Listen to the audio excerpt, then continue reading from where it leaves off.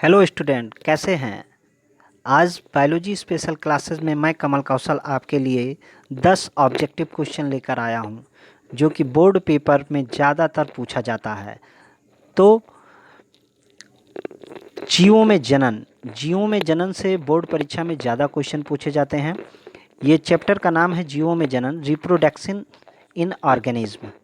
तो पहला प्रश्न आपके लिए है, पौधों के निम्नलिखित भागों में कौन सा कायिक प्रजनन के लिए सर्वाधिक अनुकूल होता है। पौधों के निम्नलिखित भागों में कौन सा कायिक प्रजनन के लिए सर्वाधिक अनुकूल होता है। तो ऑप्शन नंबर ए जड़, बी तना, सी पत्ती। ध्यान से सुनिएगा, ऑप्शन नंबर ए जड़, तना, पत्ती। तो कायिक प्रजनन के लिए सर्वाधिक अनुकूल आपका होता है ऑप्शन नंबर बी तना। इसी क्रम में अगले प्रश्न की ओर बढ़ते हैं। शकरकंद एवं डहेलिया में कायिक जनन होता है। शकरकंद एवं डहेलिया में कायिक जनन होता है। इससे ऊपर वाले क्वेश्चन में आपने इसी प्रश्न को दोहराया था। कायिक प्रजनन सर्वाधिक अनुकूल है, आपने ऑप्शन बी पे टिक लगाया था। अब अगला प्रश्न है, शकरकंद एवं डहेलिया में कायिक जनन होता है। ऑप्शन पत्तियों द्वारा, बी पुष्पों द्वारा, सी जड़ों द्वारा। तो आपको हम ऑप्शन नंबर बता देते हैं, बी पुष्पों द्वारा कायिक जनन शकरकंद और डहेलिया में होता है। उत्तर नंबर 3 की ओर बढ़ते हैं। उत्तर नंबर 3, निम्न में कृत्रिम कायिक परिवर्धन संभव है।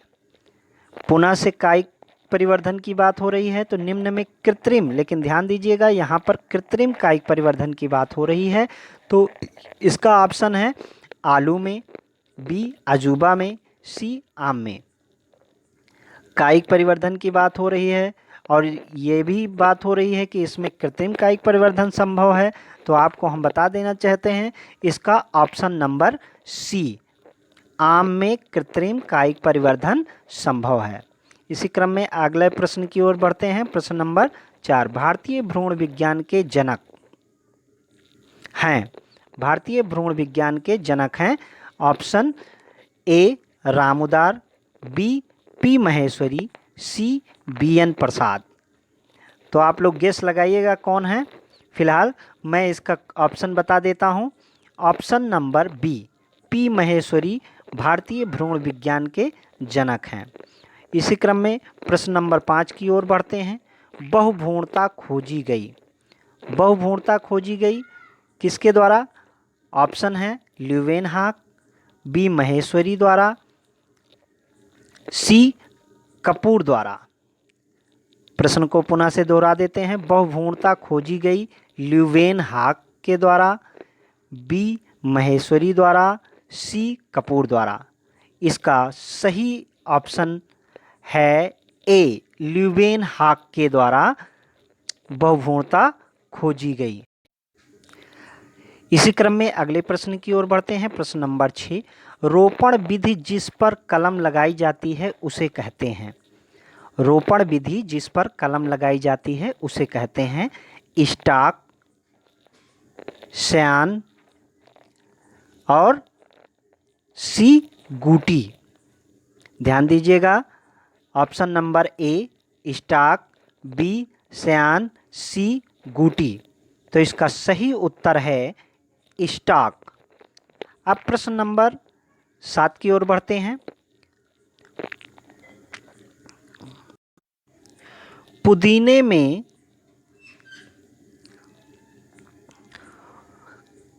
कायिक जनन होता है चूसक के द्वारा, बी ऑफसेट के द्वारा, सी राइजोम के द्वारा।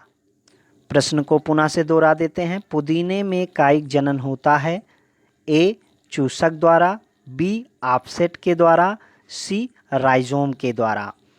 तो इसका सही उत्तर है ए चूसक द्वारा। प्रश्न नंबर 8 की ओर बढ़ते हैं। आलू में कायिक जनन होता है। आलू में कायिक जनन होता है। जैसा कि आप जानते हैं कि जीवों में जनन चैप्टर का नाम है, तो ज़्यादातर आपको प्रश्न जनन से ही संबंधित हैं, चाहे वो पौधों के लिए हो, जीवों के लिए हो, सबके लिए जनन से ही संबंधित प्रश्न आपके इस ऑब्जेक्टिव क्वेश्चन में हैं। तो प्रश्न नंबर 8, आलू में कायिक जनन होता है। ऑप्शन ए जड़ से, बी भूमिगत तने से, सी पत्ती से। तो इसका सही जवाब है बी भूमिगत तने से। अगले प्रश्न की ओर बढ़ते हैं।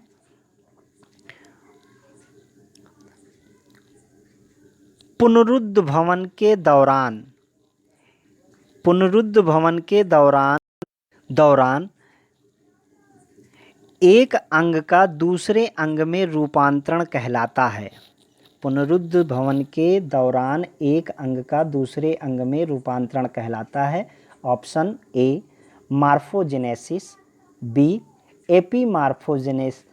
मार्फोसिस और सी मार्फोलेक्सिस।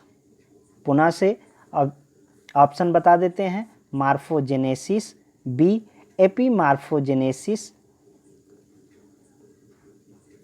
और सी मार्फोलेक्सिस। तो आपको इसका आंसर, सही आंसर बता देते हैं बी एपीमार्फोसिस। अब प्रश्न नंबर 10 की ओर बढ़ते हैं। नारियल का रेशा उत्पन्न करने वाला भाग है। नारियल का रेशा उत्पन्न करने वाला भाग है ए बाह्य फलभित्ति, बी मध्य फलभित्ति, सी अंतः फलभित्ति। पुनः से ऑप्शन को दोहरा देते हैं, बाह्य फलभित्ति, मध्य फलभित्ति और सी अंतः फलभित्ति। तो इसका सही जवाब है बी मध्य फलभित्ति। हमें उम्मीद है कि आपको हमारा ये क्वेश्चन, ऑब्जेक्टिव क्वेश्चन पसंद आया होगा। अगले वीडियो के लिए आप को मेरे द्वारा लिंक पहुंच जाएगी और उस लिंक के माध्यम से आप अगला वीडियो देख सकते हैं। धन्यवाद।